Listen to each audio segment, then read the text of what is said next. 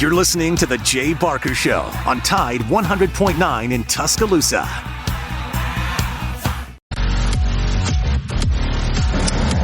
Yeah, well, obviously we're very disappointed about the outcome of the game. I don't think we played great in the first half, but I was really proud of the way our players played in the second half. We just didn't finish the last 4 minutes of the game like we'd like to, and we're all very disappointed, and the players are disappointed as well.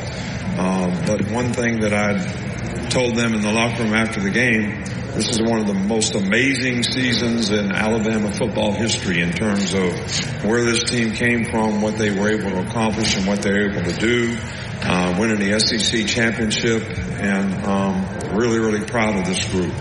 And I just wish that I could have done more as a coach to help them be successful and help them finish, and all we can do now is learn from the lessons that sometimes failings bring to us. Nick Saban following Alabama's overtime loss last night at the Rose Bowl in Pasadena, California. Michigan wins at 27-20. As Coach Saban noted, they played very well in the second half up until the last 4 minutes. They allowed a lengthy touchdown and then couldn't get it done in overtime, defensively or offensively. But I think another thing I will take from what we just heard from Nick Saban is it's been an amazing season. And, Lars, I think I'll start there as opposed to breaking down the actual X's and O's of the game, because certainly we have 2 hours to do that. But who would ever thought 3 games into the season that Alabama would be even in the position, even in the playoffs, much less. They didn't have Michigan on the ropes, but they were in control late. It just didn't happen. Welcome in, Big Noon Sports. Matt, Lars, the gang is here. Lars, how you doing? And Happy New Year, by the way. Hey, Happy New Year. Happy New Year. I know today is a difficult day for Alabama fans, but if you do step back and look at the totality of the season, I agree with Nick Saban 100%. This has been one of the most remarkable seasons in the Nick Saban tenure. I mean, I think you got to go back to 2009 and when they won their first national championship, beating Florida in the SEC championship that year. And now this 2023 season with the loss to Texas, the benching of Milroe, the disaster down in South Florida, and then to get all the way to the college football semifinal against Michigan. So, Matt, I did not see this coming. And you know what? Pretty much every Alabama-based reporter we talked to, other than maybe Mike Rodak, pretty much every Alabama reporter we talked to, they didn't see this coming either. And I thought Alabama had better athletes. I thought they would be stronger at the line of scrimmage. I thought Jalen would really rise to the occasion. But, they got to give so much credit to the Wolverines. They were physical at the point of attack. They dominated Alabama's offensive line for much of the first half, and then again at the very end of the game when it mattered most, late in the fourth quarter, and that fateful 4th and 3 with the game on the line. They sacked Jalen Milroe a season high 6 times, and they were the bully. And I was shocked to see them win at the point of attack consistently on both sides of the ball. I was too, and just a lot of credit to Michigan and to Jim Harbaugh. They were the better team last night, and that's very painful to say, since I obviously lean towards Alabama. But they had a better game plan. They had a better mix of offense. They outcoached and the one thing Alabama. that was more surprising than anything is the number of times their offense had Alabama's defense just totally out of kilter. They were scrambling, trying to yell at each other, trying to figure out what they needed to do, who they needed to cover. And I think 4 or 5 times out of the 5 or 6 times that occurred, Michigan made a big play. So they were very, very well prepared. They were very physical, as you just mentioned, Lars, and they deserved to win the football game. And, we can go into the detail about the last call, but I think one of the most important things in my eyes is the first half when they sacked Jalen Milroe 5 times. Milroe was confused for obvious reasons, and they were not Michigan, the way they rushed Milroe, they were not allowing him to take off and run right or left. They kept him in the pocket. The pocket collapsed, and so did Jalen Milroe. And to me, particularly in the first half, that was the big difference. But as Saban just said, they came back in the second half. They made really good adjustments. They took a 7-point lead with 4 minutes remaining. All things looked pretty rosy for Alabama at the time. But here comes J.J. McCarthy, Corum, and company, and they get it down and score a touchdown to tie it up. And in overtime, they scored quickly, and Alabama didn't. And that's just kind of in a 60-second nutshell how I saw the game. And congratulations to Michigan. I will only say that once. I'm just kidding. Hey, they won. They were the better team. Yeah, and they were. I mean, Michigan shot themselves in the foot repeatedly. Their special teams play was just horrendous. And they gifted Alabama a lot of field position. They gifted them points. And, gosh, there's so many things to discuss here. But the fourth, first off, Alabama had 2 offensive drives late in the game where they're up and they could have gone up 2 scores and they couldn't get the ball. They couldn't get the job done. One was a Milroe fumble. He had stumbled, and then the Michigan player he made a good play. He got his hand on the ball, and so that stopped one of the drives, and then the other drive just didn't work out for Alabama. Had to punt. By the way, Alabama's punter was a play of the game for the Crimson Tide in my mind. What a great game he played, and that fact that running into the kicker wasn't called was egregious. I thought of a few penalties that were incredibly either not called or ones that were called in Alabama. I didn't get it. And then again, I'm not saying this from Alabama's perspective. I'm really trying to look at it just third party objective perspective. And then the last play of the game, the 4th and 3. So I think it was a great call. The problem, and it was there. It was there. Jalen, in that play, he is supposed to kind of take 2 steps forward, cut to the left, his left. And if you go back and review the tape, wide open on the left. And the thing is, it was a bad snap. Another freaking bad snap. That was an issue all year. It was a huge issue in this game. Bad snaps derailed at least one drive, and then also on the last play of the game, bad snap throws off the timing. I wouldn't say Jalen panicked, but he wasn't able to, because he had to put his eyes down to get the ball. Then you put your eyes back up, and man, you just don't have time to read things. And so it was a walk-in easy touchdown if he just cuts left, but he just tried to power it in. Can't blame him for that. It's going to be a play that it's going to haunt Alabama this entire offseason.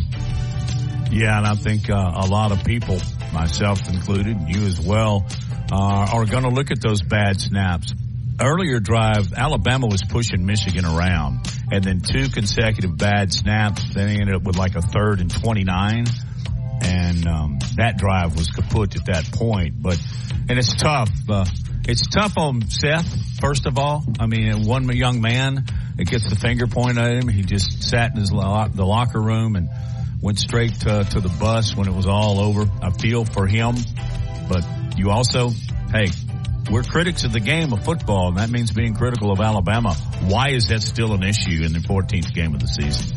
Hey, we've got Jeff Spiegel from ABC 3340 coming up at the bottom of the hour as you continue to listen to Big Noon Sports, our first show of 2024, brought to you by Haley Sansing, Union Home Mortgage.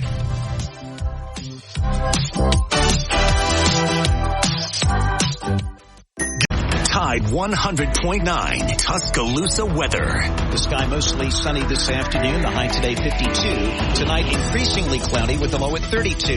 Tomorrow cloudy and colder. Some light rain at times during the day. The high 42. And Thursday mostly sunny with a high of 51. I'm James Spann on the ABC 3340 Weather Center on Tide 100.9. It's 45 degrees in Tuscaloosa. The best sports talk in Alabama. This is Big Noon Sports. Well, I just think that, I don't look at it necessarily from winning and losing. You won the championship, you didn't win the championship. As a coach, you're always trying to get your team to improve and be the best that they can be. And I think this team probably improved from the South Florida game and the Texas game early in the season as much as any team I've ever coached. And that takes a lot of hard work, a lot of people being very committed to doing things that they need to do to self-assess and improve their game. And all these players bought in on this team and did it in first-class fashion. So that's why I think, for me as a coach, maybe not for everybody else, it's one of the teams that I always remember most and be the most proud of.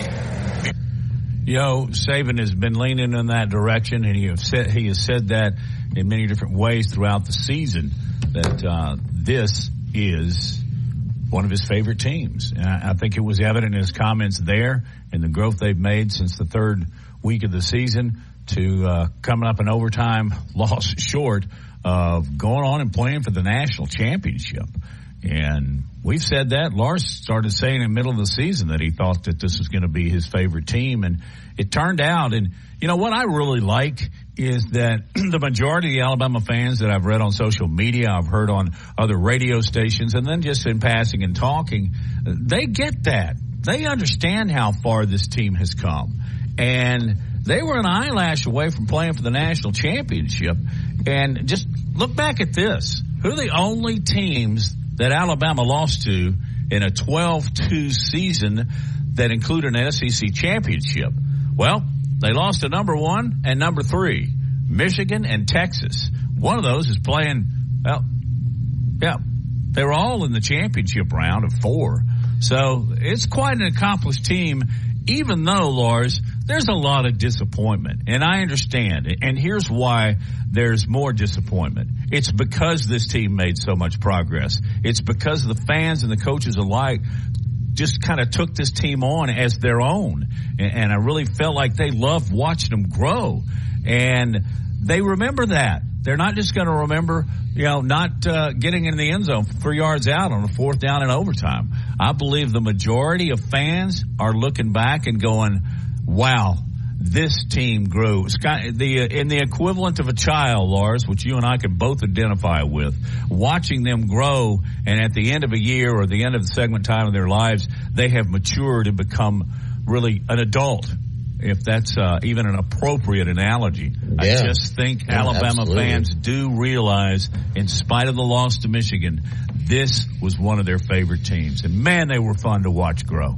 Yeah, and, what makes this one difficult for Alabama fans, and obviously even more difficult for the players and the coaches and all of the staff members and just everyone associated with Alabama football. Greg Byrne, who was looking really sharp, by the way. He dressed very well on New Year's Day.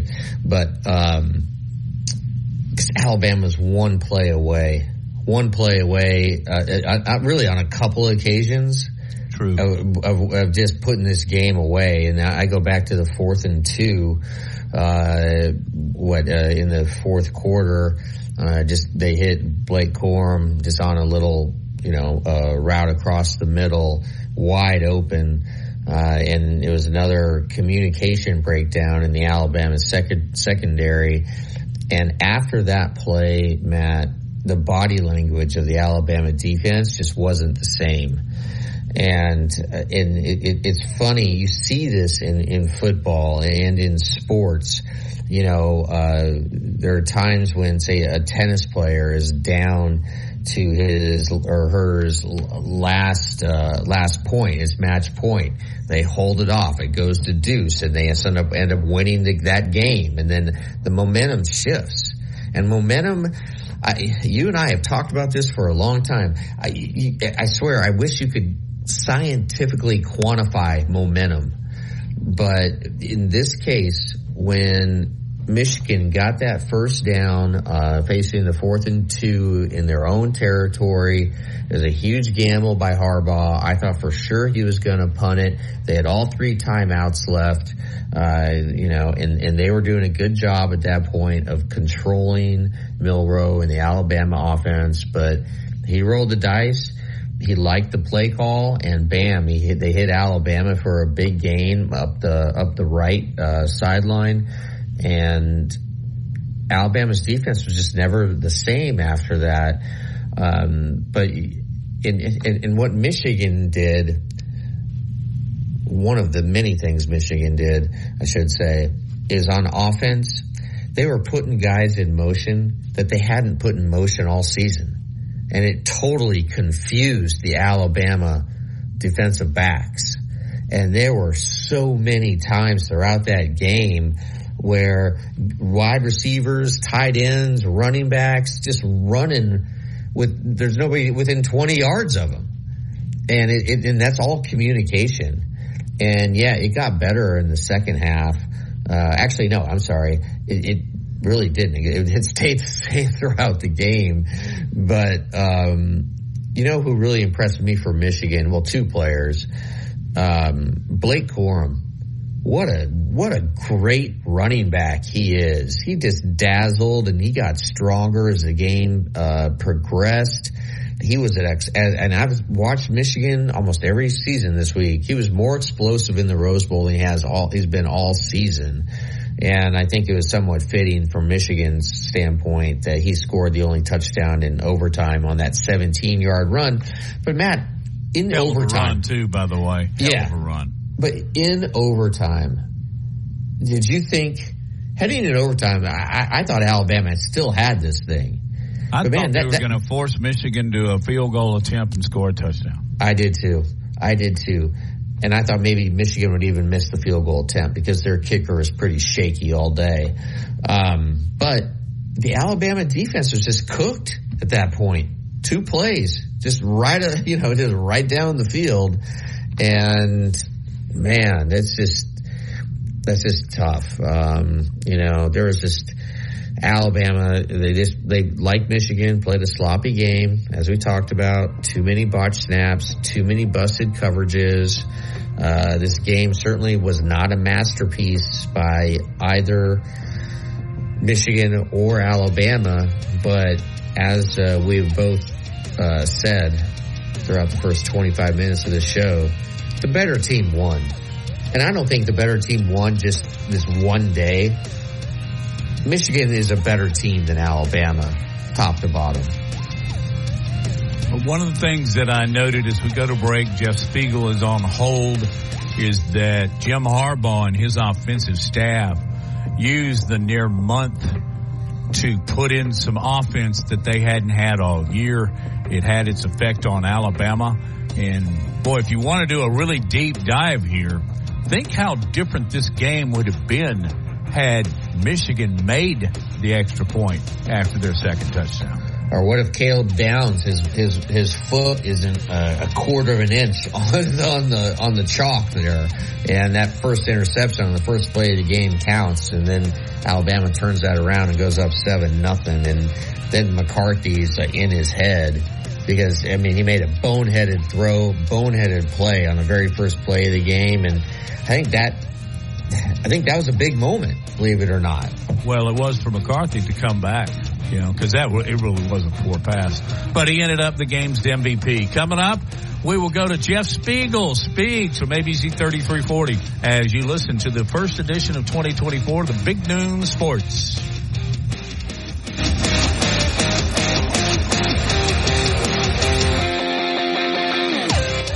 Tune in to is known as the Bama Broker. She's a Tuscaloosa native, an Alabama graduate, and the only realtor in town with Wall Street experience. A skilled negotiator, Laura Lee knows how to buy low and sell high. And the Bama Broker isn't just going to show you houses. No, Laura Lee is going to educate you on the market, guide you to homes that fit your budget, and teach you how to sell your home for its maximum profit. Throughout the entire process, the Bama Broker will equip you with the tools you need to both buy a home and build financial wealth through home ownership. Trust me, the Bama Broker, who's as roll tide as houndstooth, will get you across the goal line. That's Laura Lee Thompson, the Bama Broker with Advantage Realty Group. You can reach her at 205-790-7229. Again, that's 205-790-7229. And you can also email her at lauralee@thebamabroker.com. That's lauralee@thebamabroker.com. This is down to the plains. This is Alabama's most in-depth analysis on the SEC.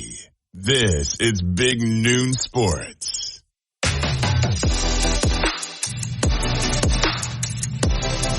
Matt Lars, Big Noon Sports 2024. Joining us is ABC 3340's Jeff Spiegel. Jeff, did you have a good New Year? I did. How about you guys? Yeah, I threw down a little bit, but I was still home before midnight. But, yeah, we actually went out for a little while. It's funny. We work with a lot of young people, in TV now. And so we have a producer, a young lady, who is in her 20s, like mid-20s, maybe even early 20s. And after the shows yesterday, she was going, man, I'm so tired. I'm going, oh, did you stay out late last night? How late were you out? 4 o'clock in the morning. Uh-huh. Wow.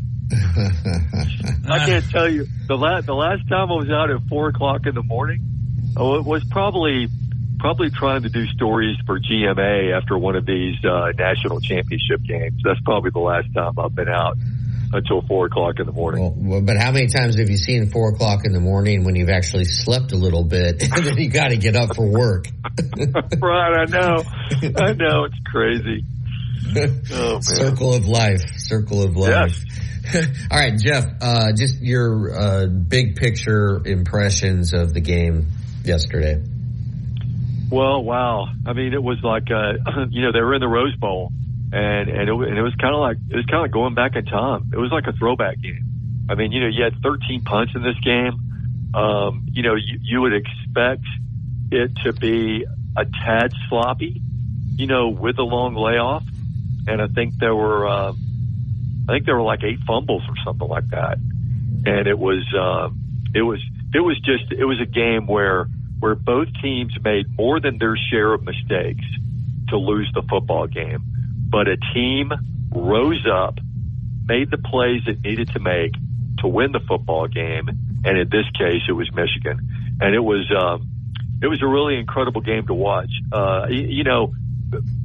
Maybe it's because I've been in this business as long as I have, but I don't get too emotionally attached to football games.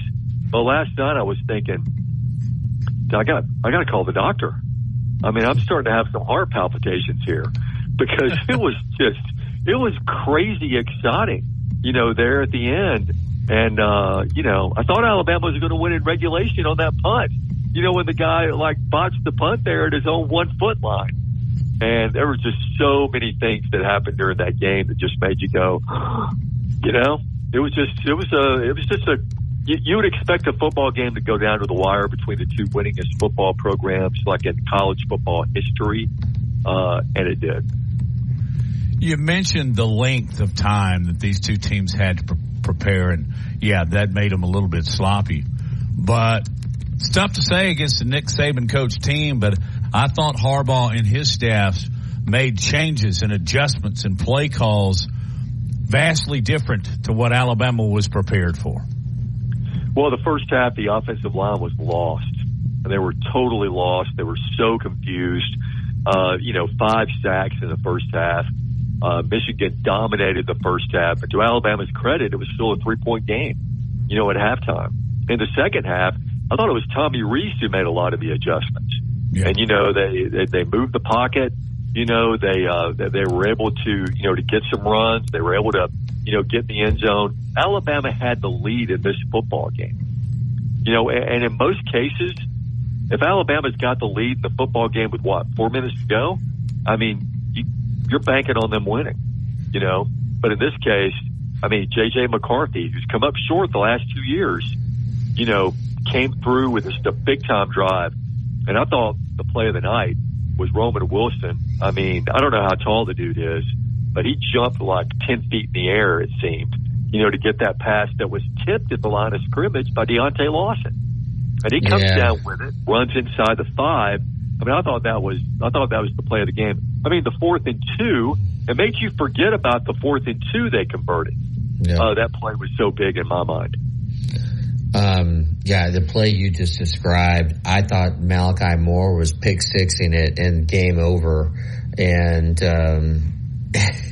it really is a game of inches. I mean, just inches. And it was a Michigan athlete, made a great play.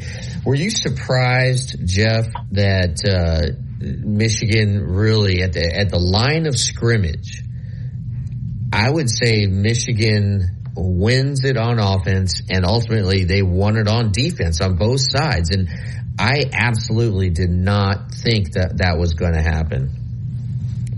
Well, you look at a quote from one of the Michigan guys, and he goes, you know, for a month, you know, we've been hearing Bama's big, Bama's fast, Bama's this, Bama's that, you know, and they were tired of it. You know, they were just tired of it. You know, the Big Ten, for whatever reason, and Michigan, for whatever reason, I mean, came in feeling a little disrespected. And you think, well, that's silly. They're the number one team in the playoff rankings. Why would they feel that way? Well, they felt that way because of their coach, who had been suspended for 6 games during the regular season, and because people didn't respect the schedule they played, and people, you know, just automatically assumed that, hey, best in the SEC is going to beat the best in the Big Ten 10 times out of 10. Well, in this case, you know, it didn't happen. And I think Michigan, you know, played that disrespect card. And more importantly than that, they just played their tails off and outplayed Alabama. What did you think of J.J. McCarthy? Man, that last drive, I mean, you know, they got the ball and it started out a little shaky, I think. I thought, I don't know if this dude's got it in him. You know, and I saw interviews with him earlier in the week, and I've seen interviews with him throughout the year, and he seems like a really cool kid. You know, and he's really confident, and the guy's 25-1 as a starter, I think, or 26-1 now, something like that. So the guy's just you know, put up impressive, you know, 1-loss numbers. But I just go, boy, I don't know. I don't know if this guy's, you know, got this in him to pull off, you know, this game-winning drive. But, you know, they converted the 4th down. Like I said, that play to Wilson, and then the play down there at the 4 where they just, you know, just fooled Alabama and threw it to Wilson, and he just kind of jogged in.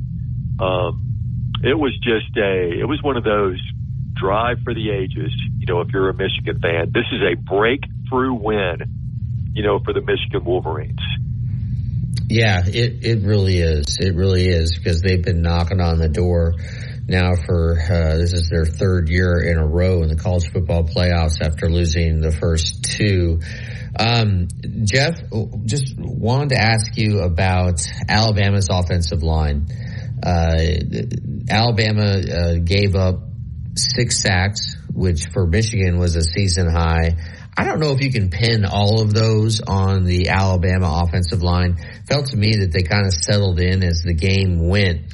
Can you discuss the offensive line? And also, Matt Coulter, and among many, many people, but Matt Coulter on this program for almost, 4 months.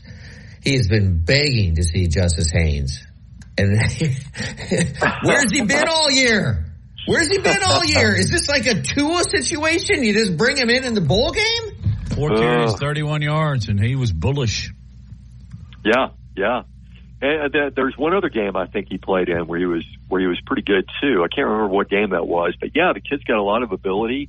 I mean, I don't know if it's one of those cases where, you know what, there's only one ball, and guys just that, you look through and you try to cycle guys in and all that. And look, Jam Miller's pretty good too. He's pretty good too. Yeah. They've got a pretty good running back room there. And it was great to see Jace McClellan, playing well and back to 100%. And I thought he ran hard. I thought he played great. In terms of the offensive line, like I said, the first half, they looked overwhelmed. I don't know. They looked, I don't want to say they were surprised, because if you look at enough tape, Michigan's defensive front, defense is pretty good, so I don't think they were surprised. I think it was, like Saban said in the post game, it was just a combination of things, and you can look at particular players and you can say, well, that guy missed a block or that guy missed a block. And it's just the Michigan defense just was able to get back there. And I don't think Milroe just had any time. But like I said, they made adjustments with that and they only give up one sack in the second half after the abysmal performance in the first half. I thought it was a credit, to the adjustments that Alabama made. But I don't know, it's all, I hate to say GOAT in a game like this, but anytime a team loses, people are going to look to certain plays or certain players, be it fair or unfair, and pin losses on them. But Seth McLaughlin has had issues with snaps all year long, and I don't know why. I don't know why it wasn't fixed, before now. But the whole game, Jalen's back there like a shortstop. Just fielding snaps in all different directions. And he's been doing that all year long. The last play of the game. Excuse me for interrupting. Well, yeah. It disrupted no, play. Exactly. Well, yeah, exactly. It was a low snap, but even if it was a good snap, I don't think that play would have worked because Michigan had it all covered up. But you're right, it was a low snap. So, but the second half, he had a couple of really just horrible snaps, and that's been an issue all year long at Alabama. Yeah, that 2 in a row when Alabama was pushing Michigan back was difficult to swallow, to say the very least. I have another question concerning that last play of the game in overtime, and we'll get to that and a lot more. Jeff Spiegel from ABC 3340 is our guest, and we'll continue with the first edition of Big Noon Sports in 2024, brought to you by Laura Lee Thompson, the Bama broker.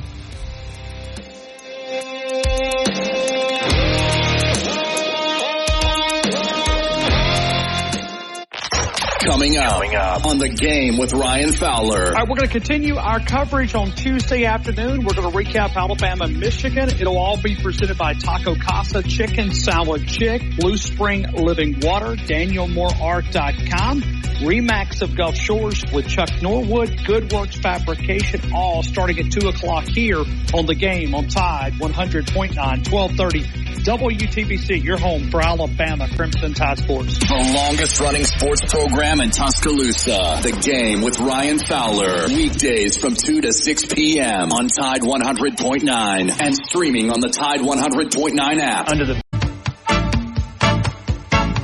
Securing the best mortgage possible requires a lender who has knowledge, is trustworthy, and treats customers like family. And no one is better at all of this than the mortgage miracle worker, Haley Sansing. Based right here in Tuscaloosa, Haley Sansing has spent decades working in the mortgage industry.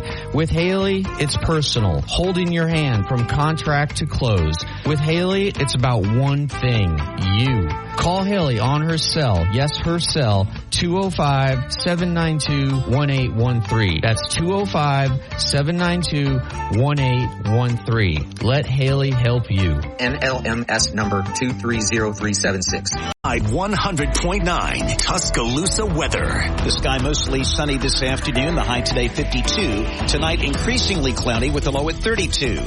Tomorrow cloudy and colder. Some light rain at times during the day. The high 42. And Thursday mostly sunny with a high at 51. I'm James Spann on the ABC 3340 Weather Center on Tide 100.9. It's 46 degrees in Tuscaloosa. From T-Town to the Plains, this is Alabama's most in-depth analysis on the SEC. This is Big Noon Sports. Our guest is Jeff Spiegel from ABC 3340. Matt Lars, the gang with you. Jeff, you mentioned how well Jace McClellan played, and we know he's been banged up towards the end of the year. It was really, really good to say. And I asked this question not knowing the answer because he was in on the very last play of the game. Roydale Williams had one carry for -1 yards. Was he banged up? Well, I don't think so. He was in there the last play of the game. You're not going to play somebody that's injured. So you got any idea on where number 5 was? Wow. That's a really good question, Matt. I have no idea. I don't know. I mean, in the course of a game and in the course of the flow of the game, well, what do they say? I mean, you play the guy who's got the hot hand, right? And McClellan had the hot hand. McClellan was the one who was, producing and I don't know. I don't know how that rotation works, when they're trying to figure that stuff out. But it's just Roydale had a terrific season, and I think all those running backs did. But yeah, that's a mystery. That's one of those things, when you're watching the game, and then you look back in the final stats and you go, really? Yep. He only got one snap. But I didn't even think about that during the course of the game, actually. Well, it did seem, occasionally it seems like Reese and Saban or whatever kind of want to go with the back that they feel best suits the defense they're trying to progress against. But they put Haynes in. Haynes had a carry before Miller. So somebody must have had a feel for who's going to best rush against Michigan. So I guess that's my weak take on it. Jeff, do you think Nick Saban got out-coached by Jim Harbaugh? Ooh. I don't know if he got out-coached. I think his team just got outplayed. I mean, and look, these are, say what you want to about Jim Harbaugh, but these are two of the best coaches in the business right now. And that's why their teams are where they are, and that's why Harbaugh has been knocking on the door the last 2 years. Is because, he's really good. I don't know where we get this notion that Jim Harbaugh had, underachieved, at Michigan. The guy's won 3 Big Ten championships in a row and, been to the playoff semifinals the last 2 years in a row. And, in all likelihood, I think will be coaching his last game, at Michigan next Monday before he goes off to the NFL. I think he's been incredible at Michigan. And, so I don't know. I think his guys, sometimes their dudes outplay your dudes. And it's not so much you're getting out coached. It's just their dudes made more plays than yours did. Do you think that, you also think he'll be with the Chargers next year, win or lose? A week from now? Guys, I don't know. That's what it sounds like. I mean, one of the Michigan guys said something interesting that it kind of eats at Jim a little bit. That John has a Super Bowl, ring, and looks like he may be, back or whatever. And it's kind of he's got that itch. I think he'd like to get back in there and do that. And so I think Monday, win or lose, I think he's off to the NFL. And Jeff, when you just look back at the totality of the Alabama season, is there one moment that sticks out to you? Whether it could be something you just saw or an interaction you had with a player, a fan, just, when we are covering Alabama the way I used to and the way you're still doing it, there's just so many different relationships you form, interactions, and also you're watching every single play very closely. Anything stick out? Well, my thinking is this: would this team have gone 12-2? Would they have gone to the college football playoff without a South Florida game? My answer to that would be no. And Jalen Milroe got benched for that game, and the way he responded to that benching was the turning point. One of the turning points in this season. The fact that he took that like a man, and he understood what that was all about, how he responded to that, how he led this team, how hard he played, all the things that he said. What to me, one of the sound bites I'll never forget about this season is when he said Bill O'Brien told him he shouldn't play quarterback. I mean, that was one of those drop the mic moments and drop the jaw moments if you're listening to it and you're thinking, really? That's why Bill O'Brien's not the offensive coordinator anymore. And then the 4th and 31. I mean, that's the signature play, in this football season because, Alabama's not in the Rose Bowl if they don't convert an amazingly difficult, improbable, play like that. Not a Hail Mary, but the Gravedigger play will go down in history as one of the greatest plays in football history. Matt, let me ask you. Okay, Jeff. I actually have two questions, one for Jeff and one for Matt.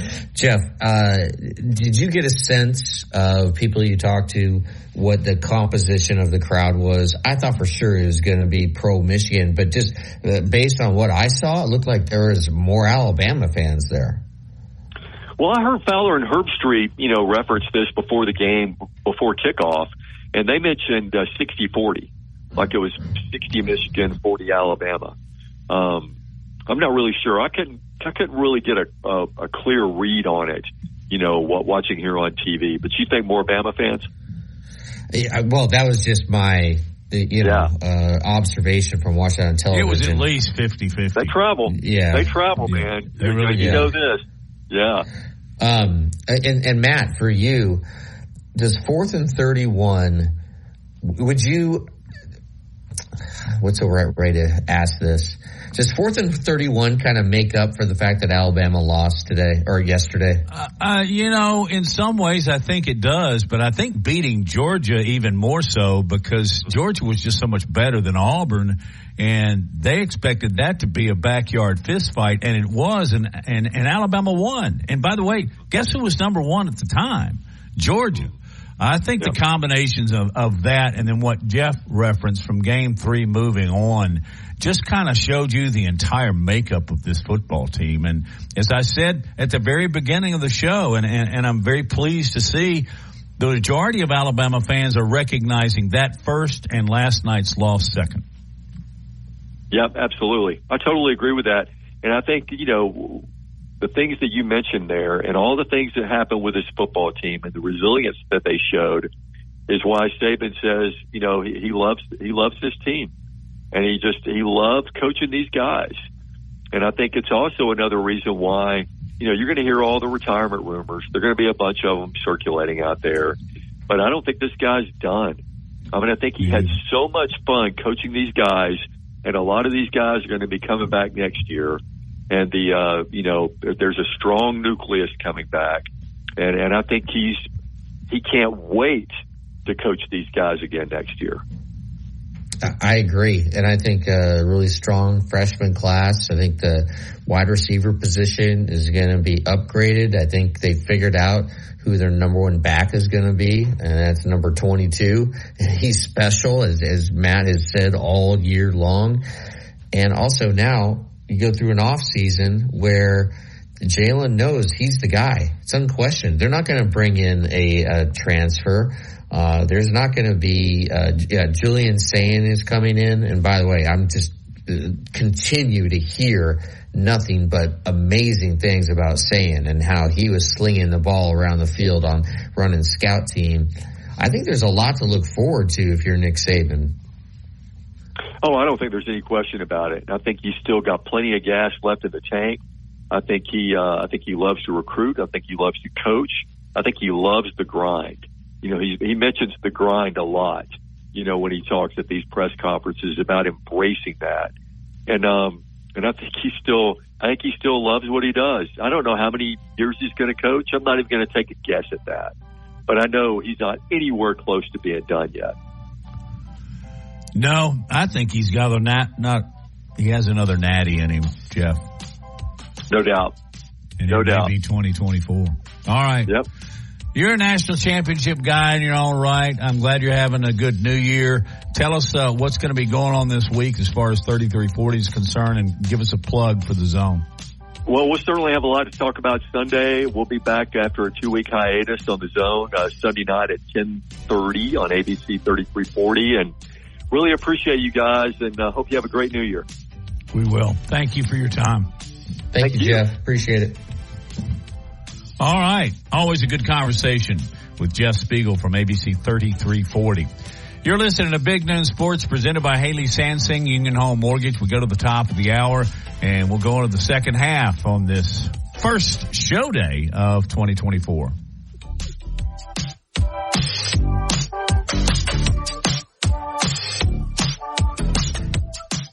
Laura Lee Thompson is known as the Bama Broker. She's a Tuscaloosa native, an Alabama graduate, and the only realtor in town with Wall Street experience. A skilled negotiator, Laura Lee knows how to buy low and sell high. And the Bama Broker isn't just going to show you houses. No, Laura Lee is going to educate you on the market, guide you to homes that fit your budget, and teach you how to sell your home for its maximum profit. Throughout the entire process, the Bama Broker will equip you with the tools you need to both buy a home and build financial wealth through home ownership. Trust me, the Bama Broker, who's as roll tide as houndstooth, will get you across the goal line. That's Laura Lee Thompson, the Bama Broker with Advantage Realty Group. You can reach her at 205-790-7229. Again, that's 205-790-7229. And you can also email her at lauralee@thebamabroker.com. That's lauralee@thebamabroker.com. ABC Tuscaloosa and W265CG Tuscaloosa, a Town Square media station.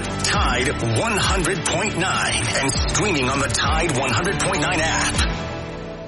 From the Fox Sports Studios in Los Angeles, here's Nick Cope. With much speculation last year around this time that Rams coach Sean McVay might step away from his job, McVay confirmed on his weekly coaches show that he will return to coach the team for the 2024 season. McVay saying, quote, "That I can promise you," end quote. NFL media reports the Cowboys are working out veteran offensive tackle La'el Collins today.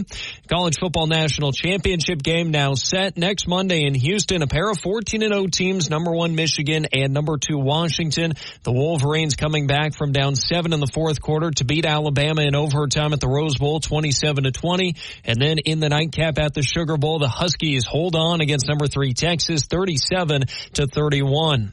Finally in tennis, 37-year-old Rafa Nadal won his first competitive singles match in nearly 12 months down in Brisbane, Australia. He's prepping to play in the Australian Open later this month. More Big Noon Sports coming up. We called 3 plays. One they called timeout, one we called timeout, and the last one that didn't work. So the fact that it didn't work made it a really bad call. You know what I mean? So, but we called timeout because we had a bad look. We had a good look on the first one. They must have known it. But Tommy just felt like the best thing that we could do was have a quarterback run, which was kind of our 2-point play, one of our 2-point plays for this game.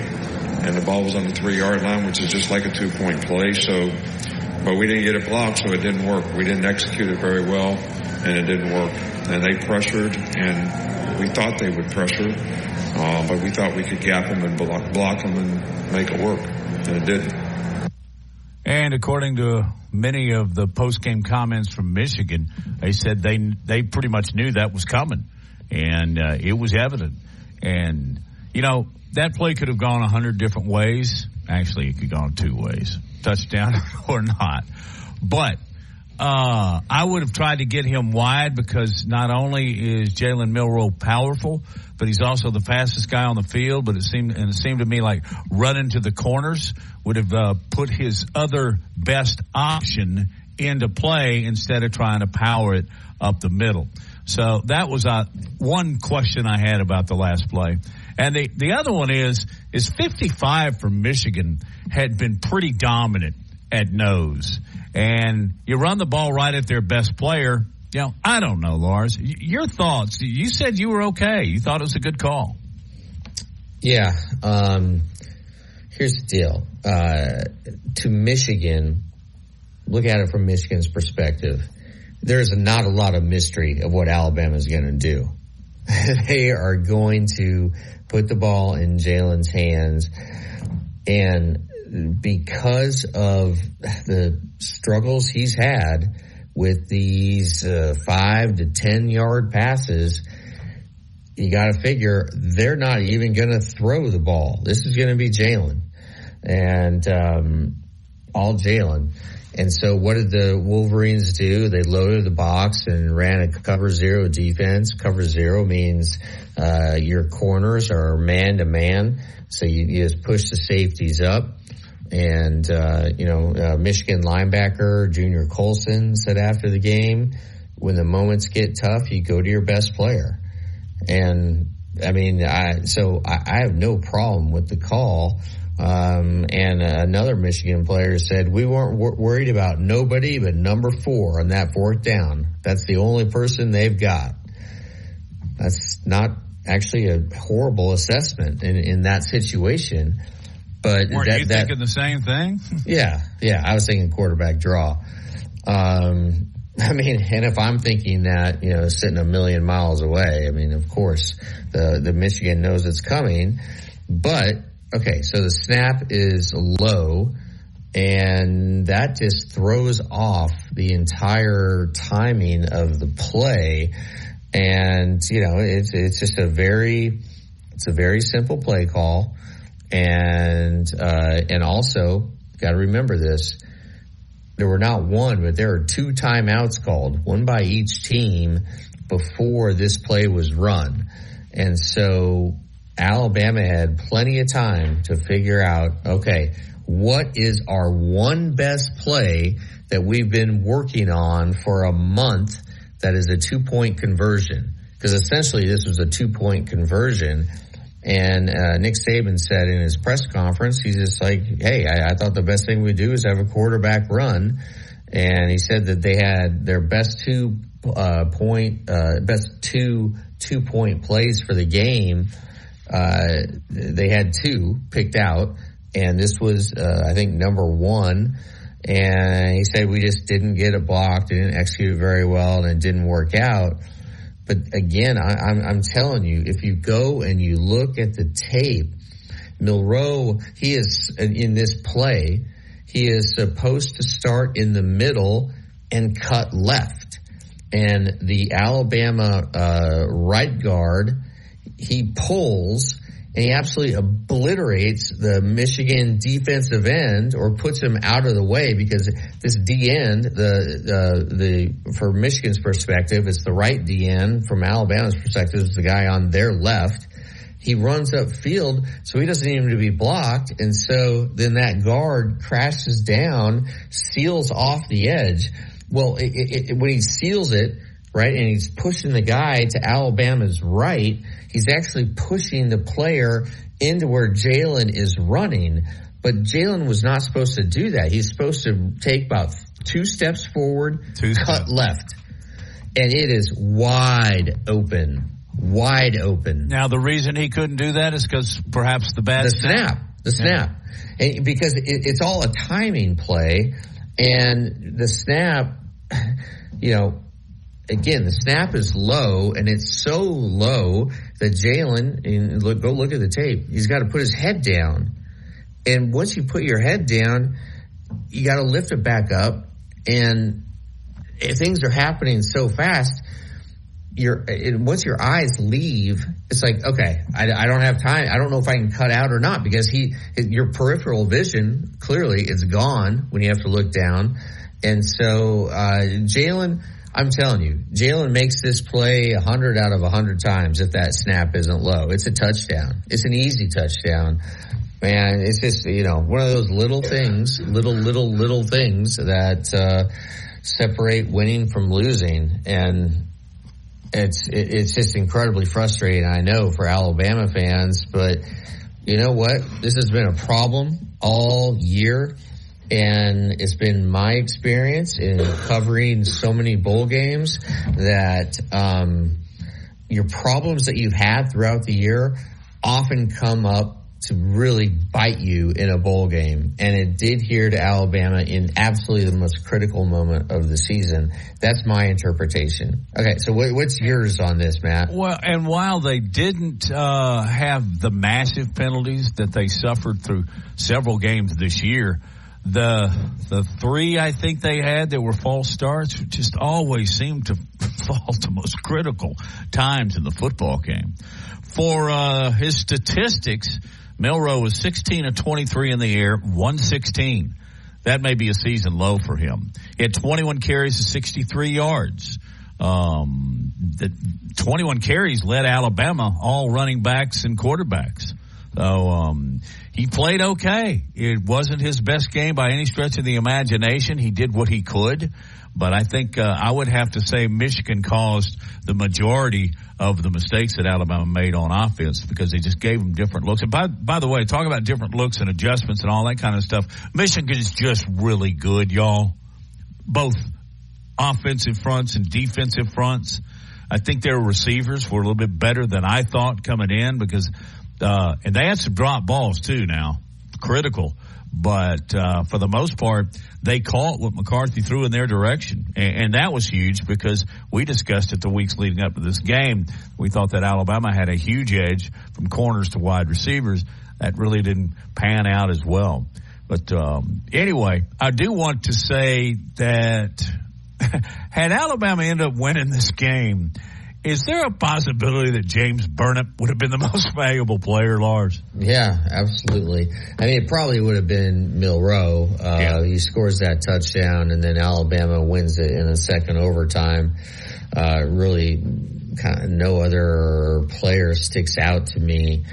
But, Matt, were you surprised that Michigan offensive line, who's down their best player, which their center, who tore a ACL in the game against Ohio State. They're down their best player, but they come out and they were able to push around Alabama. They just were. They were, particularly in the first half. Second half was different. Alabama late when it mattered, they could do it. When in under 4 minutes, they took back over again. So. Do you think, was that a function of Alabama being gassed on defense? I don't know, but they looked gassed in that last 4 minutes. Yeah, they did. That's what you're asking. They did. I think Alabama wanted to try and get this thing over. Of course, they had to score a touchdown. But, yeah, I think Alabama – I haven't looked at time of possession. Have you? I can do that during this break. But it seemed to me like Michigan had it a lot. And how about the play of J.J. McCarthy? Wow, I was so impressed with him, especially coming back after the first throw, which was terrible, could have been catastrophic. I think if Caleb Downs' foot isn't a millimeter on the chalk, he gets the interception, the whole dynamic of the game could change. And I know it's really weird to say, the game's still there's 59 minutes and 50 seconds to play, but gosh, you set him up there and then it just kills the kid's confidence because he had made mistakes in national semifinal games before, but he came back and rallied and I thought he just played exceptional, just a really smart quarterback, and some of those throws he made, Matt, were just unbelievable. He had way more arm strength than I anticipated. Yeah, and he threw it, threw a needle and at the most crucial points in a football game. Kerry Clark with Tide 100.9 and Town Square Media, sports director, is going to join us on the other side of this break. as you continue to listen to Big Noon Sports, brought to you by Haley Sansing Union Home Mortgage.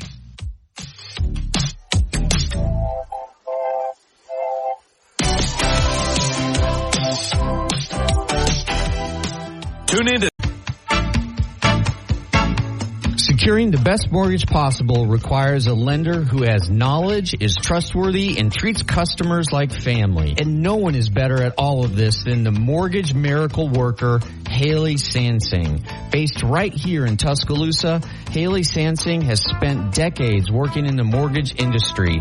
With Haley, it's personal, holding your hand from contract to close. With Haley, it's about one thing, you. Call Haley on her cell, yes, her cell, 205-792-1813. That's 205-792-1813. Let Haley help you. NLMS number 230376. Tide 100.9 Tuscaloosa weather.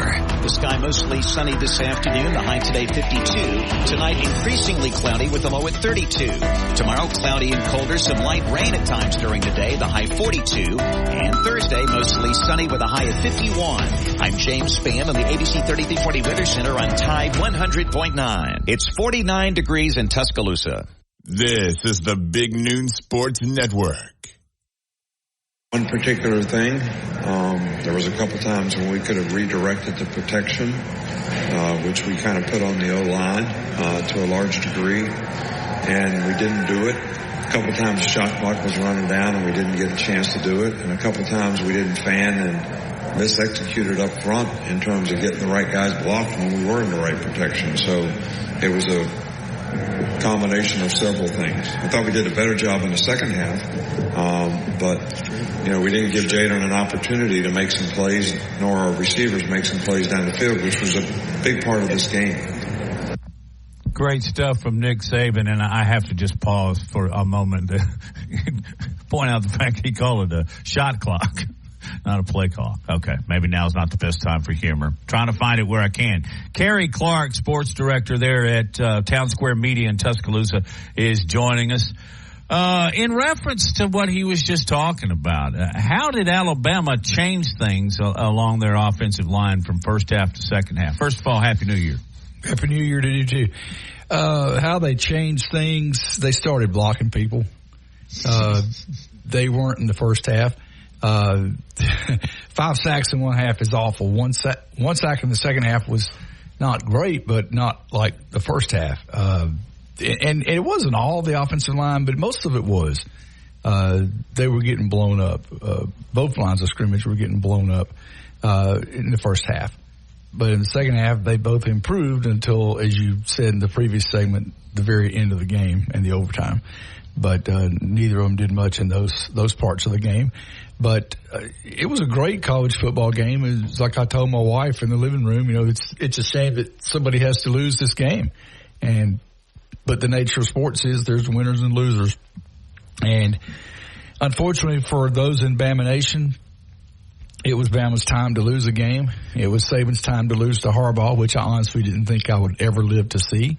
But I did live to see it. And it's over now, and it's on to the national championship. And, wow, the committee picked Michigan 1 and Washington 2.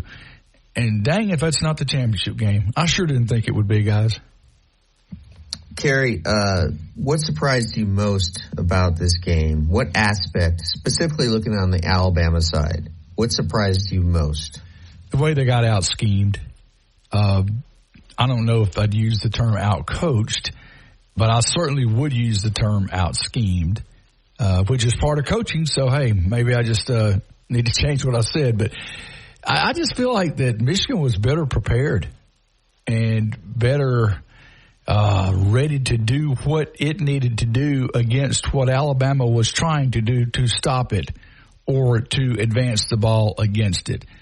Michigan was just ready. I knew they had a good defense. I knew they had a solid quarterback and a solid running back. I knew those things, but somehow in my mind I thought this special Alabama team is going to be able to overcome those things and advance to the national championship and get a revenge match against Texas. But, wow, you talk about not so fast, my friend. Wow. Not so fast, my friend. Milroe obviously did not have a banner game, but there were factors. We've talked about it, offensive line, and Michigan was throwing some confusion at Alabama as well. But were there other reasons? Why did Milroe lack a little confidence here, particularly after the first half? I think he got a little bit rattled. I do. 5 sacks will do that. Yeah. And poor snaps will do that, which I still have no explanation for that. I know early in the year that McLaughlin was trying to play with an injured wrist, and it was affecting the snaps. And it seemed like the problem had been solved for the most part, although there were still some low ones. But the combination of the poor snaps and the Milroe not looking when the ball was snapped it's just a head scratcher for all of us that cover the team or watch the team or follow the team or pull for the team. Or it's just, I don't know how that's still happening in game 14, Matt and Lars. I don't. I have no explanation. I don't think it's the injury anymore.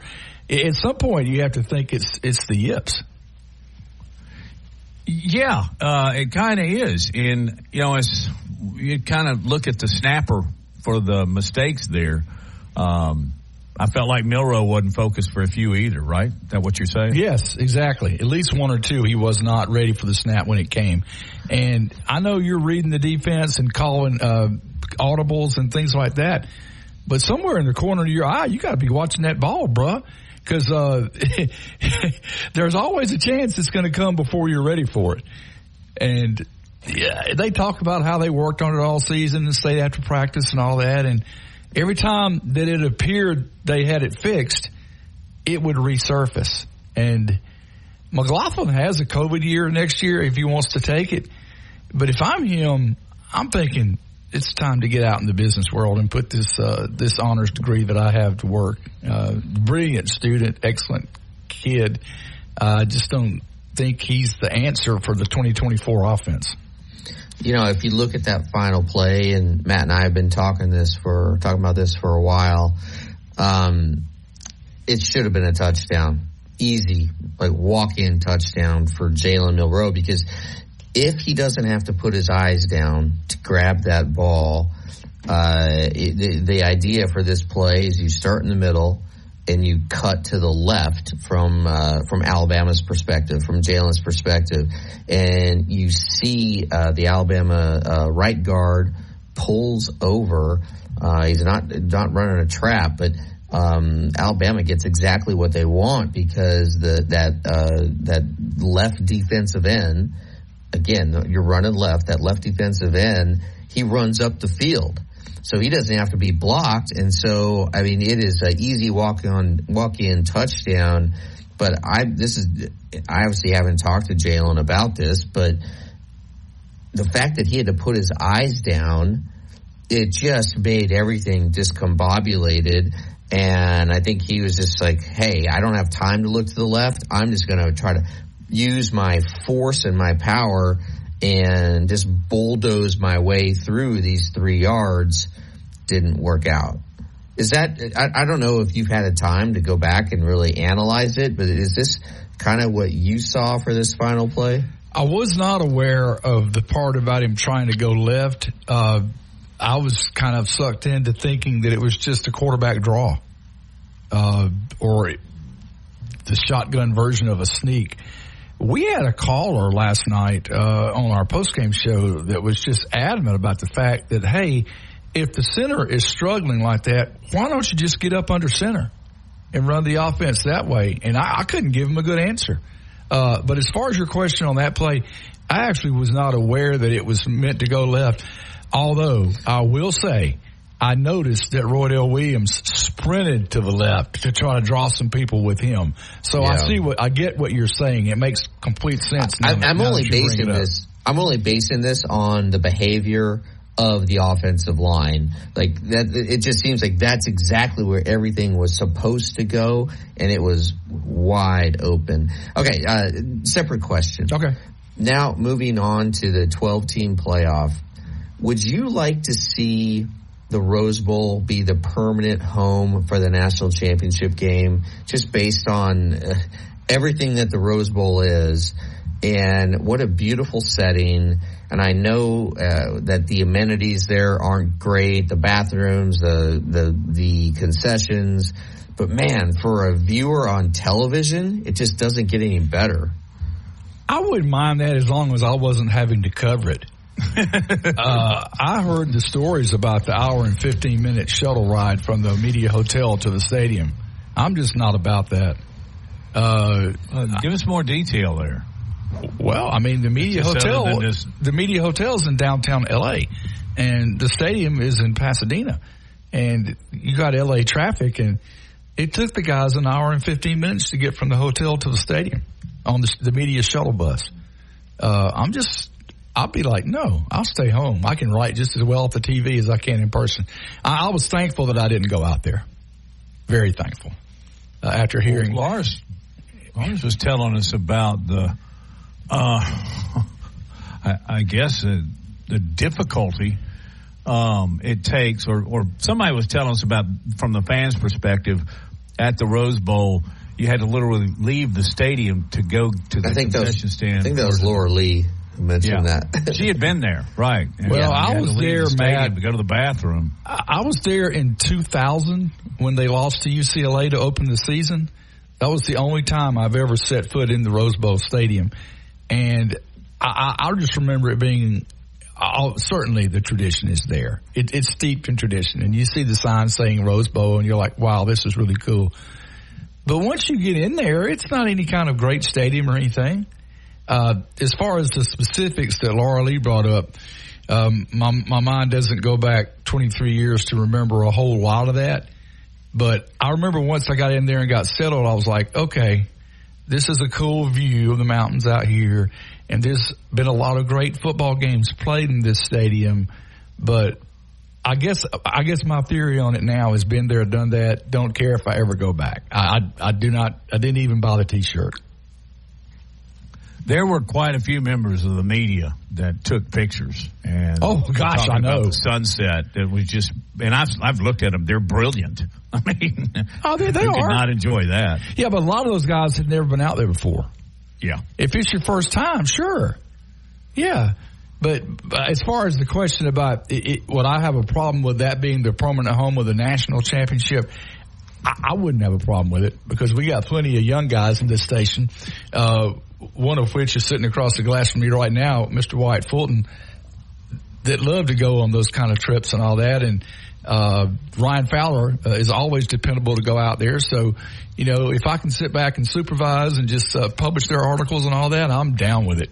Let them have it that way. I'm fine. I'll just watch it on the big screen in my own living room. But yeah, if they want to put it there for tradition purposes and let that be the national championship, I wouldn't have a problem with it at all. I've been in person to, I think, 4 or 5 national championships already for Alabama between New Orleans and Miami. So I'd be fine with that, Lars. No problem. I think it's a pretty neat idea, really, from the general perspective of fandom. You know, one last question before we go to break. With 6:35 left in the second quarter, I noticed something on the Michigan sideline. I went back, I froze it, and I took a picture of it, put it out on social media, and it got a lot of traction. And that was, there's a Michigan staffer, a guy who looks to be like a Michigan staffer, holding up a cell phone above his head, taking pictures or video. Now, is it possible? Okay, I guess my question is, can staffers have cell phones on the sideline? To my knowledge, yes. Yep. And they can use the cell phones. They're not supposed to use them against the other team. During the game? They're not supposed to use them against the other team. I think they're supposed to be used like for family emergencies and things like that. But I've never heard of a rule where they can't have them on their person. I have heard that about players, but I never heard it about a staffer. Good. I'll look into it. Interesting point there, Lars. Yeah, that's a great point. I didn't even know that. That's wonderful. I'm glad you brought it up. Glad you're with us, Gary Clark, as we continue with Big Noon Sports, presented by, it's Laura Lee Thompson. Man, does she contribute to our show. The Bama Broker.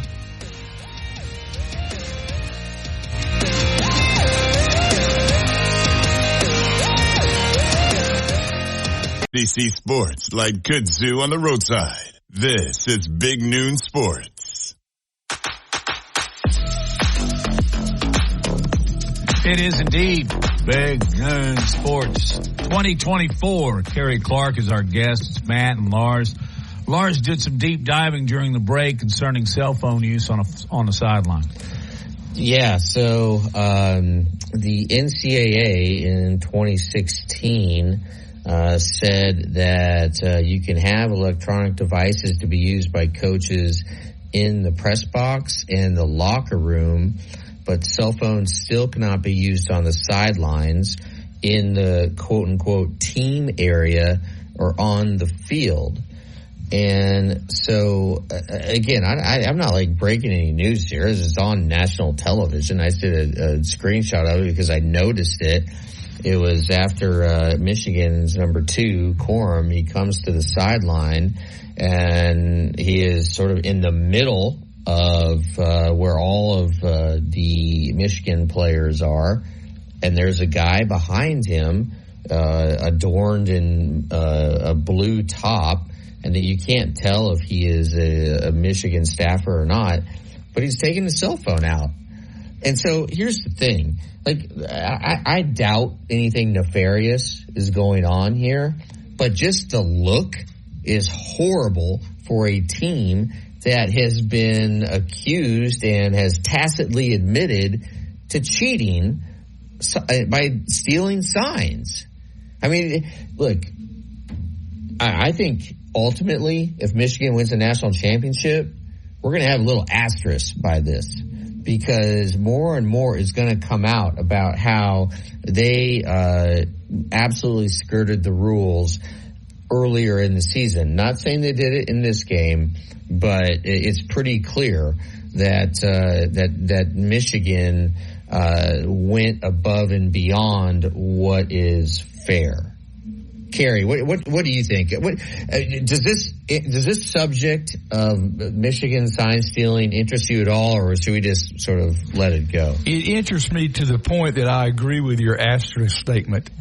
It's the same asterisk that went by Auburn's 2010 championship because of the controversy surrounding the recruitment of Cam Newton.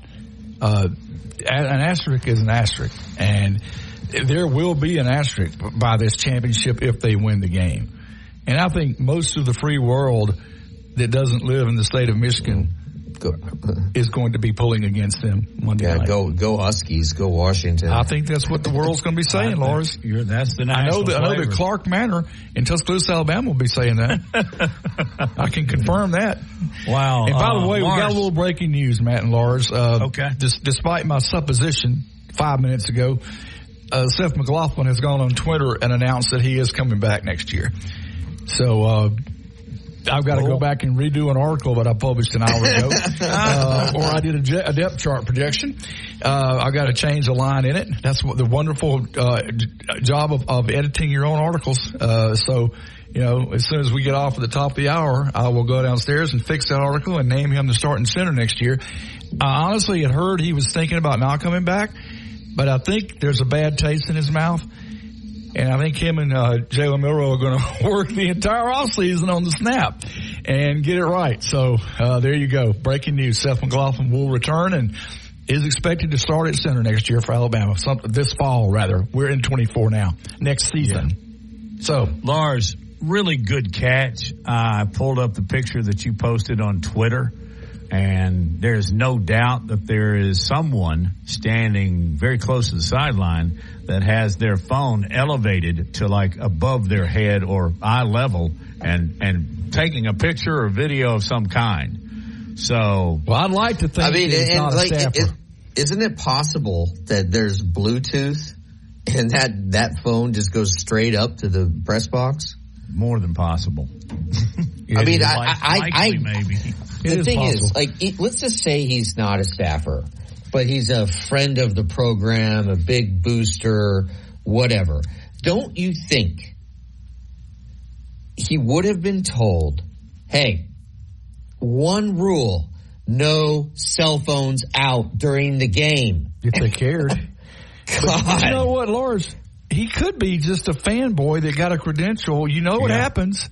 No, but I mean, this is during the game, but never been to the Rose Bowl. The thing is, during the game, if you got a credential, you can't be on the field unless you're a TV guy. Yeah. Well, and if you are able to be on the field, you're going to be past the 30s. You're not going to be that close. You're supposed to be. Yeah. But the Michigan sideline enforcement people may not have been watching, or the Rose Bowl sideline enforcement. And also, I will say too, there were more people on both sidelines than I've ever seen in my life. Why are there 300 extraneous people on the field during the game? Well, first of all, they dress a lot of players. And I think it's time that the NCAA or whomever can make a decision like this and enforce it, moves the players and coaches back. When you're watching the games on TV, perfect example, first play of the game, Caleb Downs. You couldn't see his feet. And it wasn't even close. And then they had several catches that I thought were out of bounds that you could never see on television. Am I overreacting to that? But there was a Michigan diving catch. I said, there's no way he caught that ball. Of course, I couldn't see. So I don't know if I can start the movement to get everybody back just a little bit for the sake of television. But I guess obviously you can see it annoyed me a little bit. Yeah, well. Yeah. We'll let you vent, Matt. No problem. Kerry, what do you think about the officiating overall? And then from beyond this one game, just how about the entire season? Oh, wow. Overall, I thought the officiating was pretty good. I'd probably give them an A- last night. Were there an instance or two where they missed stuff? Yes. But that's any game. For the entire season, I'd probably still go A-, B+ on the officiating. It's never going to be perfect. Some games are worse than others. But in Alabama's loss to Texas, I didn't feel the officials cost them the game. I felt the penalties that brought the touchdown back were legitimate penalties that the tape proved were legitimate. And for the most part, I thought the officiating was reasonably well done. I don't think it decided the game or the season, really. Yeah, I agree. And here's a little more breaking news. I don't know if anything will come of this, but Nicole Auerbach of The Athletic, I've known Nicole for years and years. She's a terrific reporter. She said, I can confirm that Connor Stalions was indeed at the Rose Bowl in the crowd. And she's a picture of him, and he's got this canary swallowing grin. Why would this guy be allowed to be in the stadium? I don't think you can stop a guy from buying a ticket. No, I think you could. Yeah. You definitely particularly could. If his name's not on the credit card. Yeah, that's true. Hey, what if, Wanda Joe Smith bought his ticket for him? That'd be hard to enforce, check every person You'd have to walking put somebody at every gate with his picture. Yeah. And I just don't think they took it that seriously. It is odd, and shout out to Nicole for discovering that and put that out there. It is breaking news. It is something people need to know. But just the fact that he was there doesn't mean that Michigan condoned it, to be fair. And Kerry and Matt, here's the thing. I never would have thought two blanks about a guy holding a cell phone up on the sideline. But now that Michigan clearly has been cheating, I think it's a slam dunk of a legal case if you were if you're going to try it that you could possibly have. But now everything is suspect, and that's what they did kind of to us. They made us not trust the integrity of the game. But here's the bottom line over all of it. What happened with Stalions, and whether Stalions got in the game was not supposed to be there. Perhaps he wasn't supposed to be there. Perhaps, and I think Lars has dug this up, you're not supposed to have a cell phone taking pictures towards the field during the game. But are they going to do anything about it? Heck no. I think they're going to do anything about the previous investigation. Maybe. Yeah. I mean, the NCAA still hasn't announced what they are going to do with Jim Harbaugh, and I think the sanction will be very significant, which is why I think, as I believe that you guys agree with me, that Harbaugh will be the head coach of the San Diego Chargers next year. Except I think they're in L.A. now, Lars. Yeah, that too. They'll always be in San Diego with John Hadel as the quarterback, in my opinion. Yeah. He wore my number, 21. Hey, Kerry, did you have a good New Year's? Yeah, pretty good. It was laid back. Didn't do anything dramatic, unless you count the Dairy Queen drive-through. But it was laid back. It's a good way. Hey, thank you so much for your time. We appreciate it, and we'll be talking to you throughout the basketball season, which we're going to start discussing heavily here in the next day or so. Thank you, Kerry Clark. All right. Thanks for having me, guys. Thanks, Kerry. Lars, there was another game on last night, and I know the Alabama-Michigan game was important to all. But, man, Washington holding off Texas. Let's take a shot at that real quick when we get back and wrap up the first edition 2024 of Big Noon Sports, presented by Haley Sansing, Union Home Mortgage.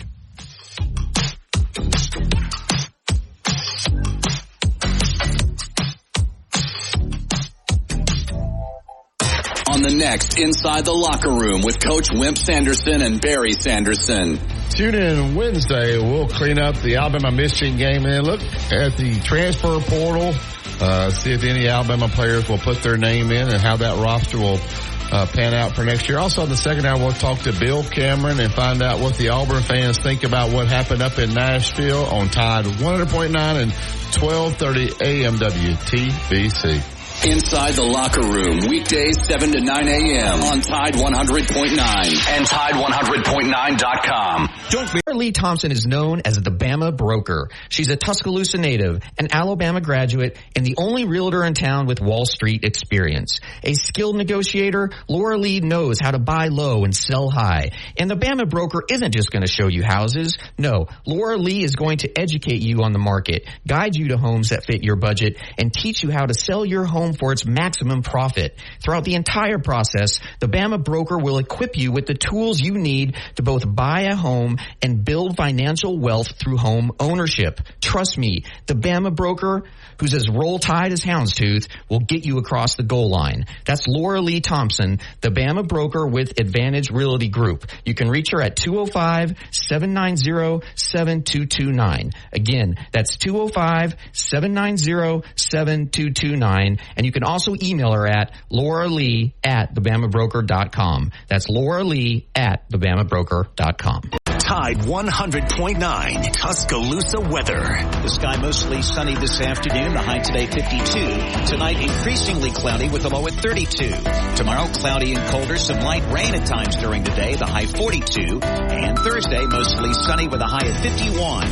I'm James Spann on the ABC 3340 Weather Center on Tide 100.9. It's 49 degrees in Tuscaloosa. The best sports talk in Alabama. This is Big Noon Sports.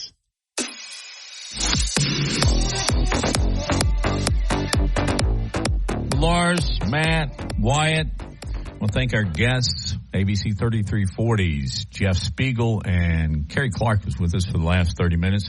We thank them for their contributions on the second day of 2024. Lars, if they had waited until the new year to vote Heisman, Michael Penix Jr. would have won it walking away. No disrespect, Jaden Daniels, at all. I think he was deserving for the season. But in postgame, Penix was an artist with a canvas, and he painted purple and gold certainly Texas showed their wear. But Michael Penix Jr. last night threw for 430 yards, 76% completion, and 2 touchdowns. And he is the sole reason the Huskies are undefeated and headed to the championship game a week from last night. He was just absolutely phenomenal.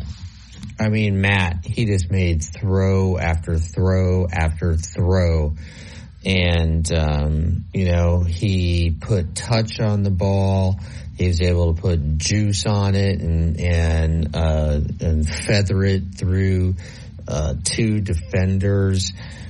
Just every single pass he made. I mean, it really was one of the more remarkable performances by a quarterback I've ever seen on that stage. And there's actually a lot of topics to discuss about this game. To me, it looked like Quinn Ewers was concussed, and he just kind of wasn't the same player after that. I know he went through a battery of tests, but on that final play of the game, Texas got exactly what they wanted. That wide receiver who had just made like one of the most incredible catches I've ever seen. It was like he was in mid-flight, and then he kicked his legs up, and he got even higher. I mean, it was really, I was like, wow, he's defying gravity. And then they got him right there in the corner of the end zone. And all Ewers has to do is just put some mustard on it, put some heat on that ball, and that is a touchdown. Texas wins, a remarkable comeback. But what does he do? He lobs it off his back foot, and bam, ball batted down, game over. So that told me that something was wrong with Ewers. But really, the story of the night, as you said, was Penix. And I would love to go back and research this, but how guys do when they finish second in the Heisman in the bowl games is, I would bet that they, generally speaking, have far better performances than the guys who win the Heisman. It's a good observation. I truly don't know. I have known, at least seems like a few times, that quarterbacks that have won didn't perform well in their bowl games, but there are also, I've seen the guys that have won who have excelled. What did you think about that final play of the game? I would agree with you. I really thought Texas was a better team going in, and maybe yours was banged up, but you wouldn't figure in this day and age if there was any slight slight concussion. This is Texas we're talking about, man. Get ready, Big 12. Hey, and guess who's playing each other next year? They'll play each other twice in 2024. Texas, Washington. Texas and Washington? Yeah. Oh, I didn't know that they were on the schedule. Nope. What about Texas coming to the Southeastern Conference? Whoa! Another team from the state of Texas is going to enter the stadium, and that's big time. So you got number 1 Michigan versus number 2 Washington. Michigan has come out as an early 4.5-point favorite. Do you have any thoughts on this, or you just want to wait and talk about it the rest of the week? I mean, my initial thought is what I saw from Washington, those guys are going to be tough to beat. Just because Penix is playing at a different level than everybody else right now. And if I'm a NFL GM, I got the first or second, third overall pick, I look hard at him because, God, he is really, really good.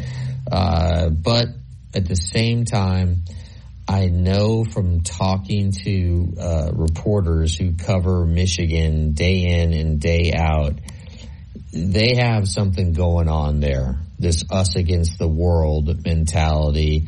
And like, they did not shy away from big bad Alabama. They thought, everybody was talking about the size difference between the players, and it was very evident on the field. But then Michigan went out there I wouldn't say they whipped Alabama, but, they won the battle of the trenches on both sides. And I think Washington could be susceptible. Their defense, they could have some problems with just everything that we saw in the Rose Bowl. Alabama's defense is far superior to Washington's. I think it's going to come down to the other side. Can Penix put up, 31 points against that Michigan defense? And again, as us Alabama people found out, that Michigan defense is pretty damn good, man. Right. What are your initial thoughts about this game? I go back and forth, and then right now, I come back and I settle on what wins games, defenses. But how many defenses can shut down Michael Penix Jr.? I mean, he's a wild card that could win a game 45-41. Yeah, I don't know that Michigan can put up 41, but I know Washington can put up 45 on anybody in the nation. They are that good, and Penix is that good. So, basically, I just split the fence, and I would go right now. I'm leaning towards Penix with a hot hand. Do you think most Alabama fans are rooting for Washington? 100%. In fact, we'll go all week long. Is there a level of respect now that Alabama fans have for Michigan, or is it still just these guys are cheaters? I don't think Alabama fans have ever liked Michigan a lot, but I think it's just as far as the numbers and the game that was played last night. You gotta give them some credit. I mean, because they stood toe to toe and landed the last blow against a team that had developed into one of the more physical and one of the top 4 teams in the nation. So, but I do think there will not be a literal asterisk, but there will be figuratively one, and it'll go back to the Stallions deal, to the obvious cheating that Michigan has been doing over the past couple of years. But as I said to you and Kerry just a minute ago, it's not going to make any difference. Michigan wins the national championship, they'll win the national championship. And the Big Ten wants that. I'm not sure the NCAA does, but it's not going to matter.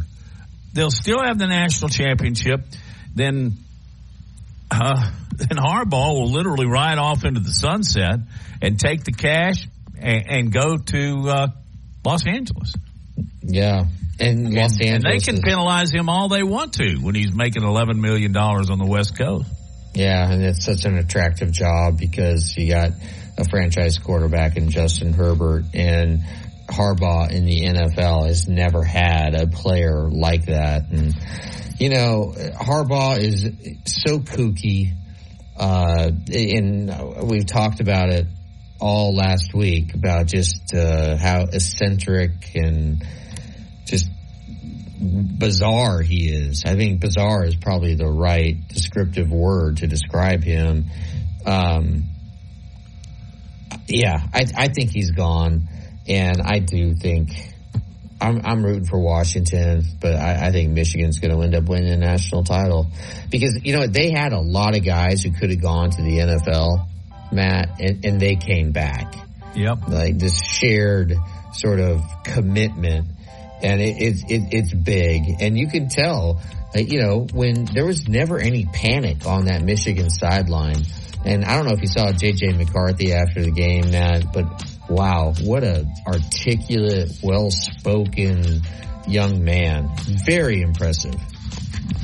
He's an interesting guy. I saw in one of their pregame clips that he's a big believer in meditation. And he comes out pregame and he sets his shoes at the back of the end zone at this one particular place. And then he goes over and he sits with his back to the base of the goalpost, puts his head in his hands, and then just thinks. Interesting guy. I love that. I love that. It's pretty cool. Well, do you do that against your, like your dishwasher in the kitchen every morning? I do it to summon the writing gods every morning, yes. Good show, Lars. Thank you. We'll do it again in 22 hours. Thank you, everybody, and Happy New Year.